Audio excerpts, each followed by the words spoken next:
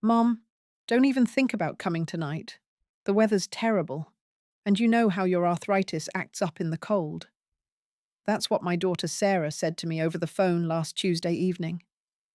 Her voice had that familiar tone, the one she'd been using with me more and more lately, like I was made of glass, like I couldn't make decisions for myself anymore. I was supposed to go to my grandson Tommy's birthday party, my only grandson's 8th birthday. I'd been looking forward to it for weeks. I'd even bought him that expensive remote control helicopter he'd been wanting, the one his parents said was too much, but that I knew would make his eyes light up. But Sarah, I promised Tommy I'd be there. I never miss his birthdays. Mum, be reasonable. It's sleeting outside, and the roads are icy. We don't want you driving in this weather. We'll celebrate with you this weekend instead. There it was again. We don't want. Not I'm concerned. Or maybe we should postpone. It was a decision that had already been made. About my life. Without me. I could take an Uber, I suggested, knowing even as I said it that she'd have another excuse ready. Mum, you know how those rideshare drivers are in weather like this. Half of them don't even know how to drive properly on a good day. Just stay home tonight. Make yourself some tea. Watch one of your shows. One of my shows. As if that's all I was good for anymore. Sitting in my chair, watching reruns, waiting for someone to decide when I was allowed to participate in my own family's life. I hung up the phone and looked out the window. Yes, it was sleeting. Yes, the roads looked slick. But I'd driven in worse weather than this. I'd lived through 73 winters in Ohio. I knew how to handle a little ice. But that wasn't really the point, was it? It started about 6 months ago, right after I turned 73 in March. That's when Sarah and her husband, Mike, began treating me like I was suddenly incapable of basic human functions. It was subtle at first. Sarah would call more often, asking if I'd remembered to take my blood pressure medication. Mike would insist on carrying my grocery bags, even the light ones.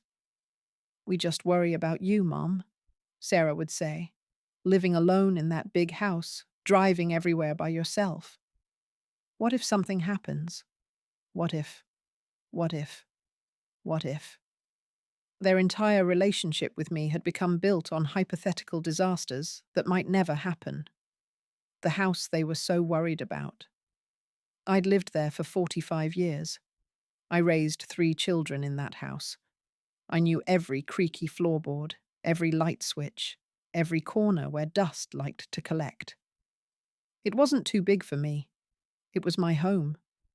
The home where Sarah had taken her first steps, where she'd practiced piano for hours, where she'd cried over her first heartbreak at 16.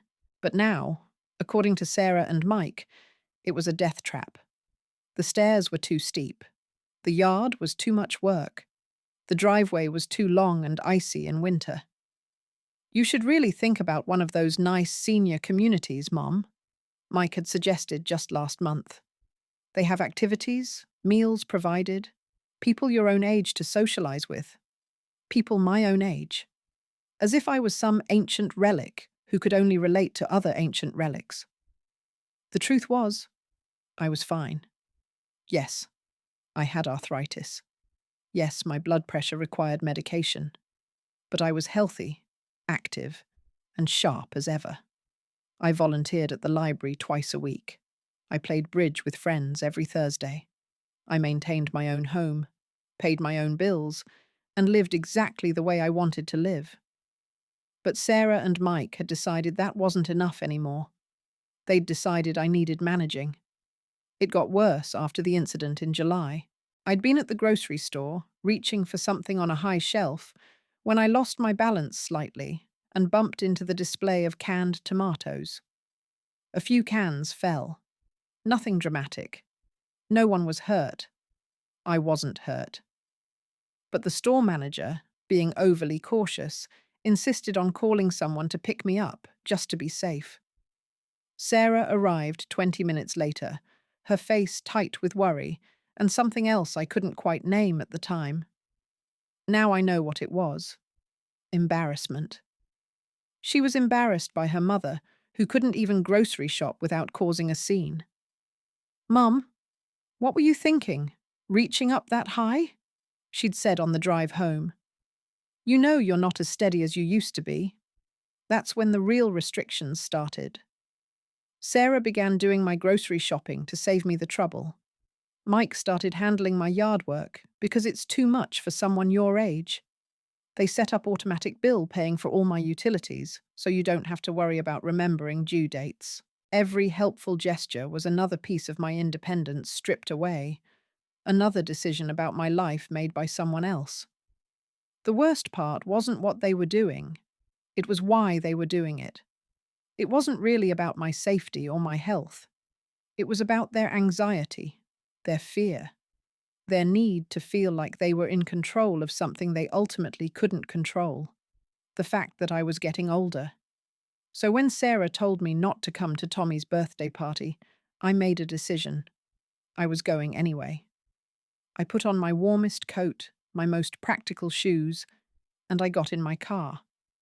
The roads were slick, but I drove slowly and carefully, the way I'd learned to drive 47 years ago, when cars didn't have all the safety features they have now. The party was at Mike's brother Dave's house across town. I'd been there plenty of times before. When I pulled into the driveway, I could see through the front window into the living room. There was Tommy, surrounded by wrapping paper and birthday cake, laughing with his cousins.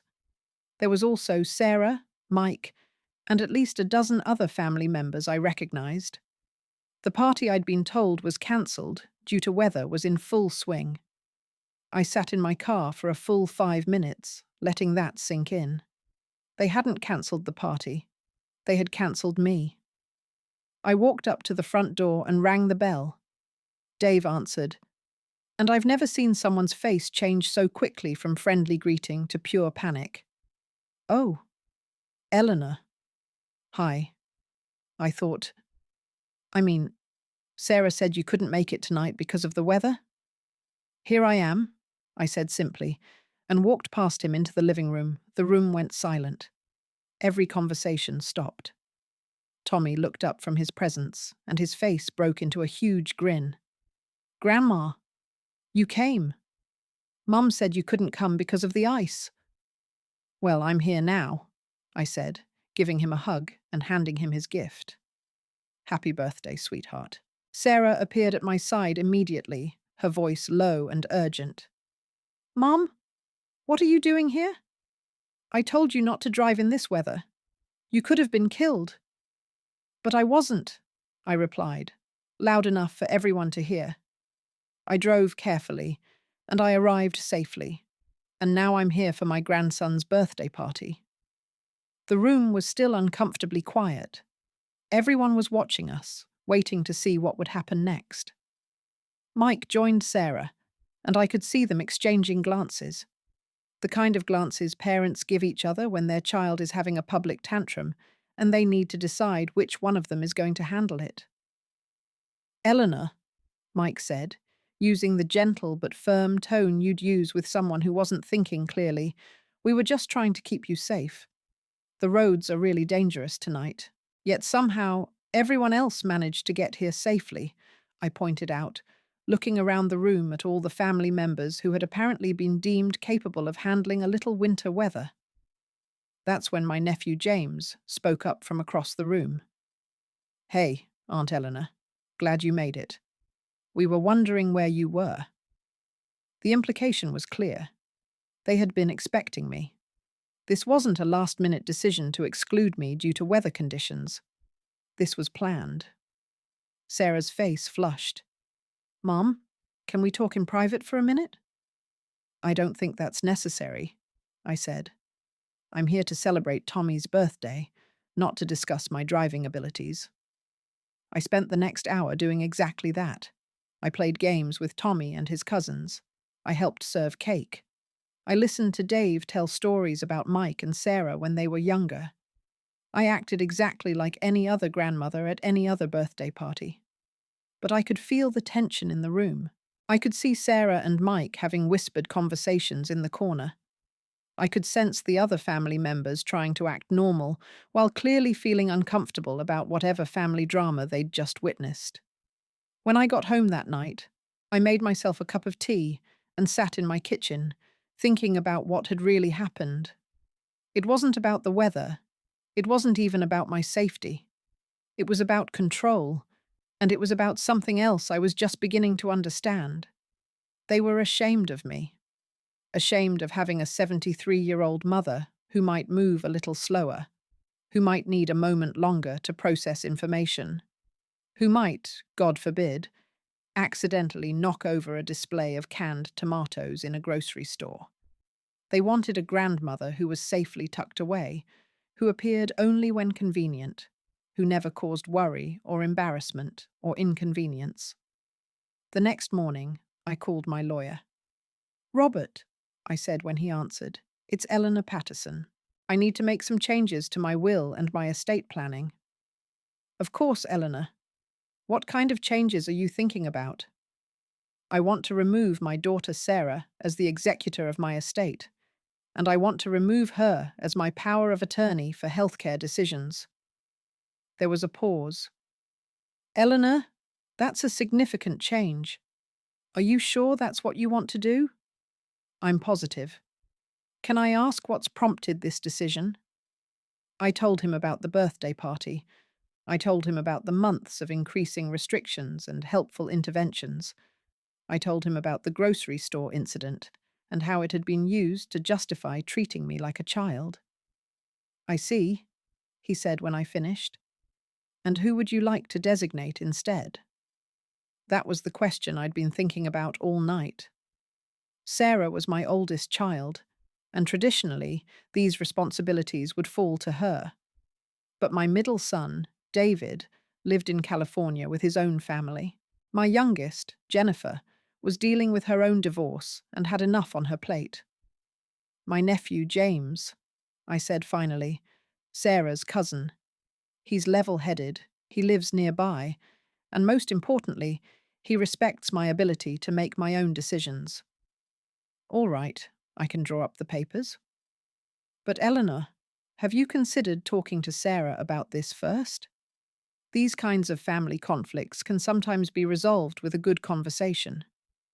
"Robert, I've been trying to have that conversation for 6 months. They don't want to hear what I have to say. They want me to be grateful for their interference and agree that I'm too old and fragile to manage my own life." "I understand. I'll have the papers ready by the end of the week." That afternoon, I called James and asked if we could meet for coffee. I explained what I was planning to do and why. "Aunt Eleanor," he said, "I'm honored that you trust me with this. But are you sure? Sarah's not going to take this well. I'm sure. And James, you're right. She's not going to take it well. But that's not my problem to manage anymore."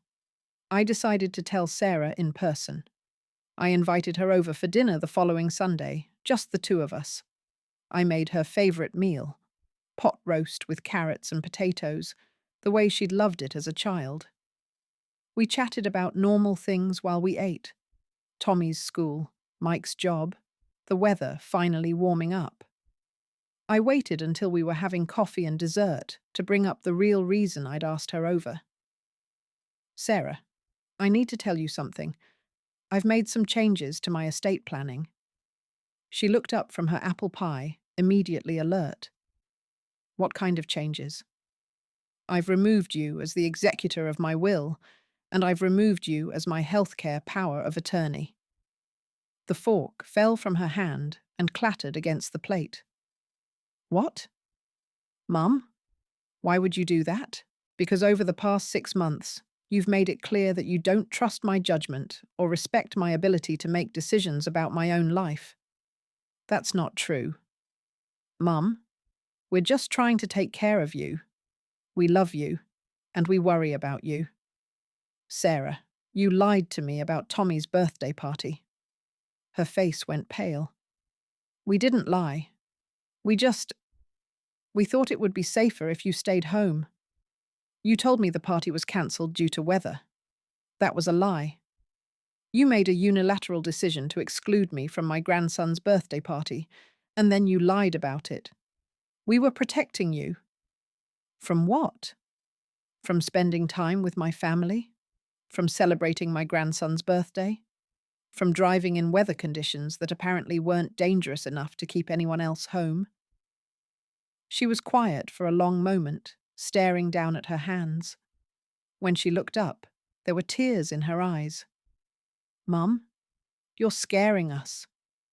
What if you'd fallen that night at the store and no one was around to help? What if you have a heart attack while you're driving? What if something happens to you in this big house and we don't find you for days? And what if none of those things happen? What if I live for another 10 or 15 years, healthy and capable? But I spend all that time being treated like an invalid because of things that might never occur? But Mom, Sarah, listen to me. I understand that you're afraid. I understand that watching your parent age is frightening. But your fear doesn't give you the right to make decisions about my life without consulting me. She was crying now, really crying. I don't know how to do this, Mom. I don't know how to watch you get older and not try to protect you. You protect me by respecting me. You protect me by including me in decisions about my own life. You protect me by trusting that I've lived for 73 years and learned how to assess risk and make reasonable choices. What if we can't do that? What if we're too scared? Then you'll have to learn, because I'm not going to spend whatever years I have left being managed like a child. I told her that James was now my designated healthcare proxy and executor. I told her that I was keeping my house, my car, and my independence, unless and until I decided otherwise. I told her that I would continue to make my own decisions about where to go, what to do, and how to live. This doesn't mean I don't love you, I said, and it doesn't mean I don't want you in my life, but it does mean that if you want to be in my life, you need to accept that it's my life to live. She left that night still crying, still upset, but I think she finally understood what was at stake. The real turning point came 3 weeks later. I was having lunch at that little cafe downtown, the one with the good soup and sandwiches. I like to eat there once a week. It gets me out of the house, and the staff is friendly without being patronizing. I was just finishing my chicken salad sandwich when a man approached my table. He was maybe 40, wearing a wrinkled shirt and jeans, and he looked nervous. "Excuse me, ma'am. Aren't you Sarah Caldwell's mother?" "I am," I said, not sure where this was heading. "My name's Tony Marchetti. I run a small construction company. Your daughter and son-in-law hired me to do some work on their house about 8 months ago." "I see." I gestured to the empty chair across from me. "Would you like to sit down?" He sat, looking even more uncomfortable. "Ma'am, I don't usually approach family members like this, but I've been trying to reach them for months about payment for the work I did. This was unexpected." "What kind of work?" "Kitchen renovation. New cabinets, countertops, flooring." We agreed on $12,000, half up front, half on completion. I got the first payment, finished the job back in August, but I never got the final payment. I studied his face. He seemed genuine, and certainly nervous enough to be telling the truth. "How much do they owe you?" $6,000. I know that might not sound like a lot to some people, but it's a lot to me. I'm a small business owner. I've got 2 employees and rent to pay. I can't afford to eat costs like that. "Have you tried calling them directly?" "Many times." At first, they said there was some paperwork delay with their bank. Then they said they were waiting for an insurance payment to come through. Last month, Sarah told me they were having some unexpected family expenses and asked if I could wait a little longer. Family expenses. I wondered what those might be. "Mr. Marchetti, I'm not involved in their finances, but I'm sorry this has happened to you. Ma'am, I hope you don't mind me asking, But do you know if they're having money troubles? Because if they are, I'd rather work out a payment plan than keep waiting and hoping. That was a good question. Sarah and Mike both had decent jobs. Mike was a supervisor at the power company. Sarah worked part-time as a dental hygienist. They lived in a nice house in a good neighborhood. Tommy went to private school. But now that I thought about it, there had been some comments lately. Sarah mentioning that Mike's overtime hours had been cut. Something about their health insurance premiums going up. Tommy needing expensive orthodontic work. I honestly don't know about their financial situation, I told him. But Mr. Marchetti, you did the work in good faith. You deserve to be paid. That's what I think too. But I don't want to have to take them to court over it. I was hoping maybe you could talk to them. I thought about this for a moment. Under normal circumstances, I would have said no immediately. It wasn't my business to get involved in Sarah and Mike's financial affairs.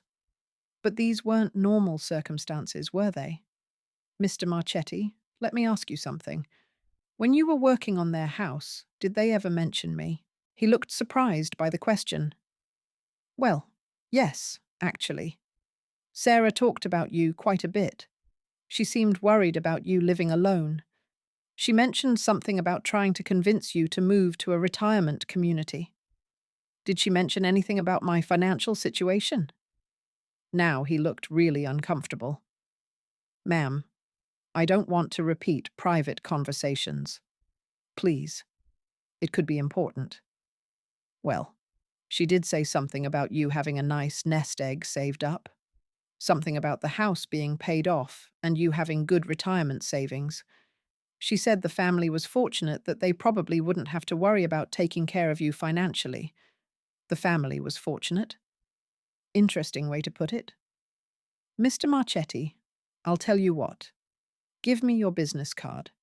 I'm going to talk to my daughter and son-in-law about this situation. He handed me his card gratefully. Thank you, Ma'am. I really appreciate it. After he left, I sat there for another 20 minutes, finishing my coffee and thinking about what I'd just learned. I called Sarah that evening and asked her and Mike to come over the next day. When they arrived, they seemed surprised that I'd requested to see both of them together. I had an interesting conversation yesterday, I began, with a man named Tony Marchetti. Mike's face went white. Sarah looked confused for just a moment, then her expression changed to match her husband's. Mum, what did he say to you? Sarah asked quickly. He told me that you hired him to renovate your kitchen 8 months ago and that you still owe him $6,000 for completed work. Mike cleared his throat. Mum, that's complicated. We've been going through some financial difficulties and… Michael, I said, using his full name the way I did when he was younger and in trouble. I didn't ask you to explain your financial difficulties. I asked you to explain why you hired someone to do work and then didn't pay them. We're going to pay him? Sarah said defensively. We just need a little more time. How much time? He said this work was completed in August. It's now November. They looked at each other with those same glances I'd seen at Tommy's birthday party. The who's going to handle this? Look. Mum, Sarah said finally, we didn't expect you to get involved in this. I didn't expect to get involved either. But Mr. Marchetti approached me because he can't get you to return his calls. We've been returning his calls, Mike protested. Apparently not with a payment or a realistic timeline for payment. There was a long silence. Finally, Mike spoke up. Eleanor, we made some financial mistakes. The kitchen renovation was more expensive than we planned. Tommy's school tuition went up. My overtime got cut at work. We're not in a good place right now. I appreciate your honesty, Mike, but that doesn't explain why Mr. Marchetti is still waiting for payment. Sarah shifted in her chair. Mum, we were thinking that maybe you could help us out, just temporarily, until we get back on our feet. There it was. The real reason for 6 months of increasing concern about my living situation, my spending, my independence. You were hoping I could help you pay for your kitchen renovation. Not just that, Sarah said quickly. But yes, we thought maybe you could loan us the money, and we'd pay you back over time.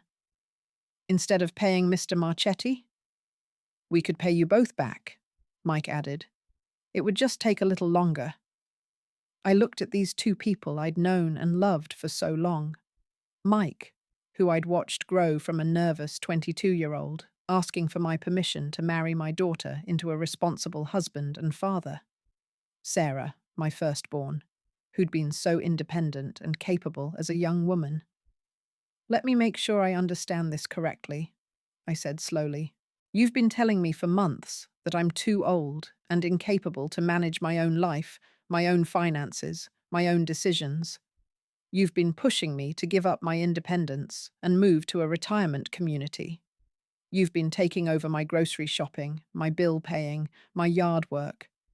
All because you're so concerned about my well-being. They both nodded. But what you've actually been concerned about is gaining access to my money to solve your financial problems.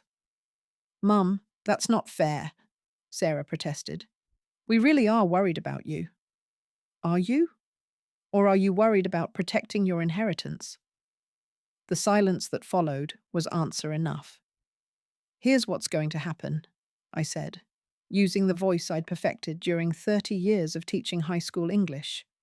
The voice that meant business. I'm going to give Mr. Marchetti a call tonight. I'm going to pay him the $6,000 you owe him directly tomorrow. Mom, you don't have to do that, Sarah started. No, I don't have to, but I'm going to, because he did honest work and deserves to be paid, and because your inability to manage your finances shouldn't become his problem. Mike started to speak, but I held up my hand. I'm not finished. The $6,000 I pay Mr. Marchetti will be deducted from whatever inheritance you might have expected from my estate. I'll be having my lawyer adjust my will to reflect this payment as an advance on your inheritance. But, Mom, furthermore, any future attempts to manage my finances, my living situation, or my personal decisions will result in further reductions to your inheritance. I'm 73 years old, not 93. I'm perfectly capable of managing my own money, and I don't need children who are struggling with their own finances to help me manage mine. I paused to let that sink in. Sarah, you're 48 years old. Mike, you're 51.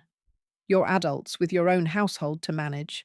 If you've made financial mistakes, you need to fix them yourselves, not look to your aging mother to bail you out. Sarah was crying again, but this time it looked different. Less manipulation, more genuine shame. Mum, we never meant for it to be like this. We really were worried about you. Maybe you were. But your worry became an excuse to treat me like someone who couldn't be trusted to make her own decisions. And somewhere along the way, it also became a way to position yourselves to access my resources. Mike cleared his throat. Eleanor, what do we need to do to fix this? You need to start treating me like the adult I am. You need to include me in family events without trying to protect me from imaginary dangers. You need to respect my choices about where to live, how to spend my time, and when to ask for help. And if we do that? Sarah asked. Then we continue being a family where everyone is respected and no one is managed. I called Mr. Marchetti that night and arranged to meet him at his office the next morning. I wrote him a check for $6,000 and got a receipt. Ma'am, I can't thank you enough, he said. This means I can make payroll this week. You don't need to thank me, Mr. Marchetti. You earned this money months ago. Will your daughter and son-in-law be upset that you paid this? Probably. But that's not your concern, and it's not mine either. You did good work, you kept your end of the bargain, and you deserve to be paid. The next few weeks were tense. Sarah called several times, alternating between apologizing and trying to convince me that I'd misunderstood their motives. Mike sent me a long email explaining their financial situation and promising they'd pay me back. I replied to his email with one sentence: "Focus on fixing your finances going forward, not on paying me back." The real test came 3 weeks later, when Tommy had a school play. I got a phone call from Sarah the day before.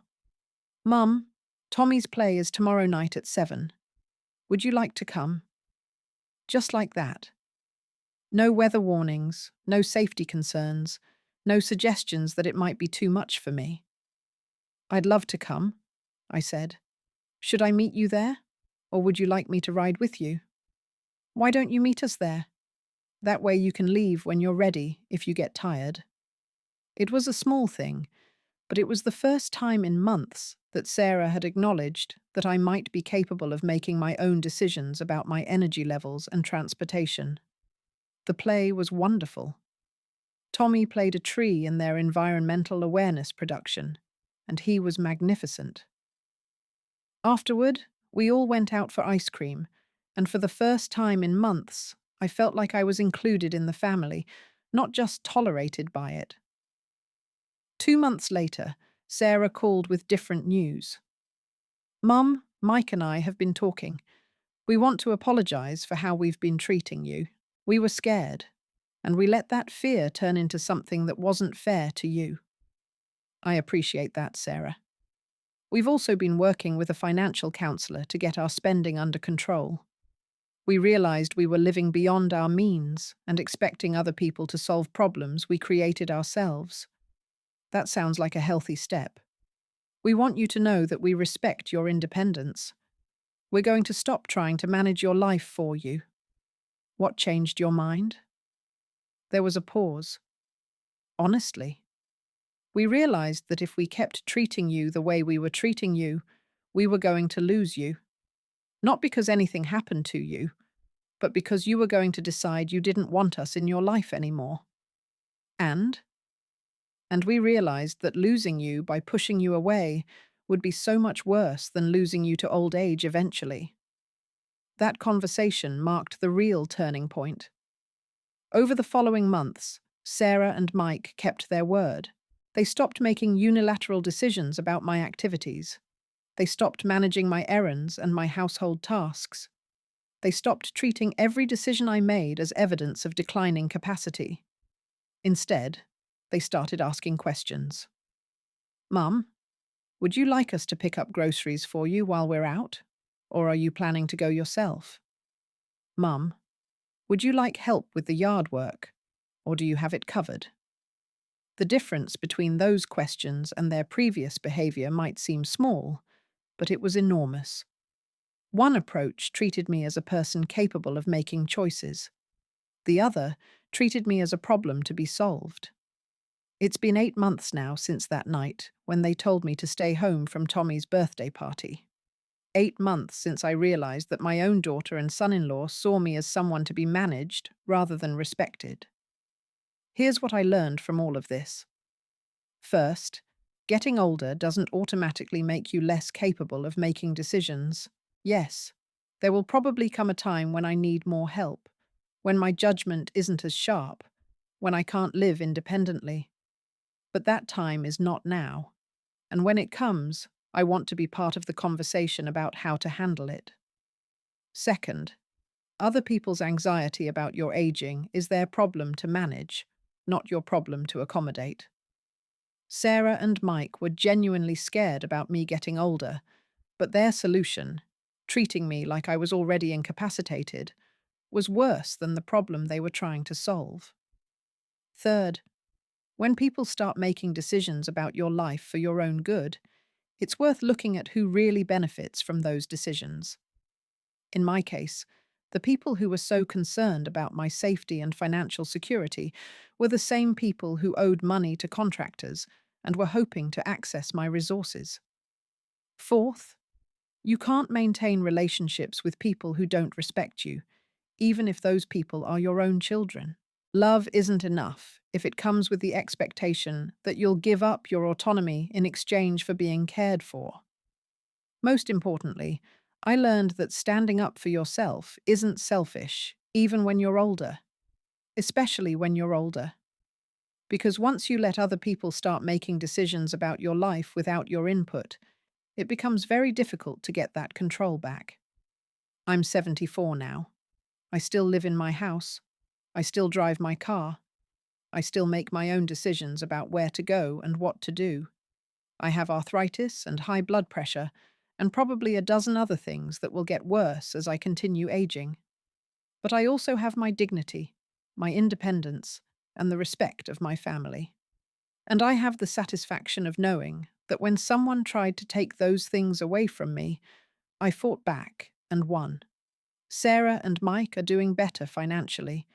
They paid off their debts, adjusted their lifestyle, and learned to live within their means. Our relationship is stronger now than it's been in years because it's built on mutual respect instead of fear. Tommy is 9 now, and he still loves his grandmother who shows up to birthday parties even when the weather is bad. And Mr. Marchetti got paid for his kitchen renovation.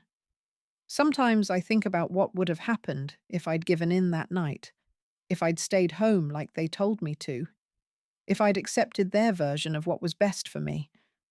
I probably would have ended up in one of those senior communities, having traded my independence for their peace of mind. Instead, I went out in the bad weather, ran into someone they owed money to, and discovered what was really behind their sudden concern for my well-being. It turned out to be the best drive I ever made in the rain.